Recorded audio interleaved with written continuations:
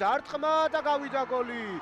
პირველი დარტყმა საერთოდ დღევანდელ შეხვედრაში კარის მიმართულებით, პირველი მომენტი და ბოლო წუთებში საგარეჯოელებმა რომ მოუმატეს, ზედიზედ რამდენიმე შეტევა შექმნეს, ყველაფერი დასრულდა მათ მიერ გატანილი გოლით. ვახო ბედოშვილი ხდება ანგარიშის გამხსნელი გოლის ავტორი, რომელიც მისთვის ამ სეზონში და ზოგადად კრისტალბეთ ეროვნულ ლიგაში ქვეყნის რანგით ყველაზე მაღალ ლიგაში არის მის კარიერაში სადებიუტო გოლი. აქამდე მას საგოლე მოქმედება არ ქონია. ფოთელების შეტევა ოლოკოვი ურტყამდა მეტოქის კარში და არტყა ზუსტად, მაგრამ მეკარემ ბურთი ხელებში დაიჭირა. 11 მეტრიანი ინიშნება ახლა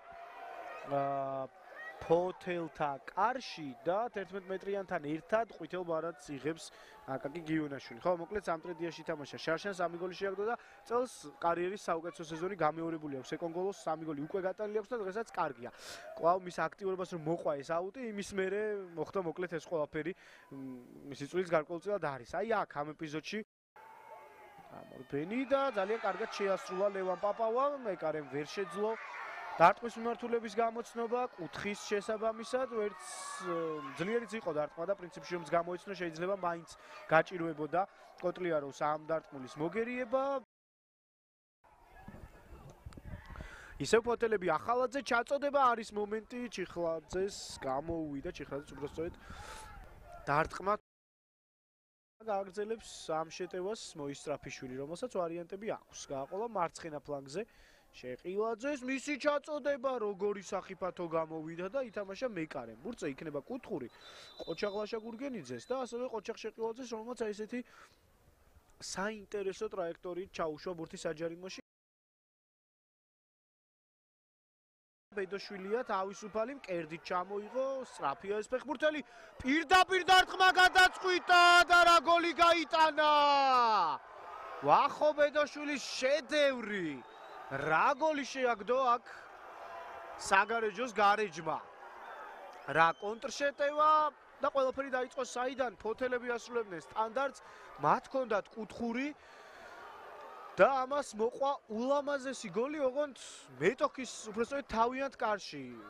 იმ მომენტში უფრო ახლოს გატანასთან იყო ფოთური გუნდი, უტევდნენ ისინი, ჰქონდათ კუთხური, ჰქონდათ ბოლო წუთებში და მეორე ტაიმის სტარტზე აქტიური ფაზა შეტევების თუ ინტენსიური იერიშების. მოისტრაფიშვილი შორიდან დარტყმა შეუძლია და აი სადა კიდეც გატანა. ერთი გოლი, სადღაც მე-80 წუთამდეც კი ცვლის ვითარებას აბუაშვილი შეიწია ცენტრისკენ და რა გოლი შეაგდო! ულამაზესი გოლი გიორგი აბუაშვილის შესრულებით. ერთმანეთზე უკეთესი გოლები გადის დღევანდელ შეხვედრაში, ორი ახალგაზრდა ფეხბურთელი და საქართველოს ახალგაზრდული 21 წლამდელთა ნაკრების ერთ-ერთი ლიდერი გიორგი აბუაშვილი ახერხებს თავისთვის ამ სეზონში მე-6 გოლის გატანას. გოგოლაშვილი ოლხოვს გაუკეთა გადაცემა, ოლხოვმა დაარტყა და კუთხური იქნება. ეს ეპიზოდი ვნახოთ და კიდევ ერთი გოლის გატანის შანსი აქვს საგარეჯოს გარეთ და მათ ეს გოლი გაიტანეს.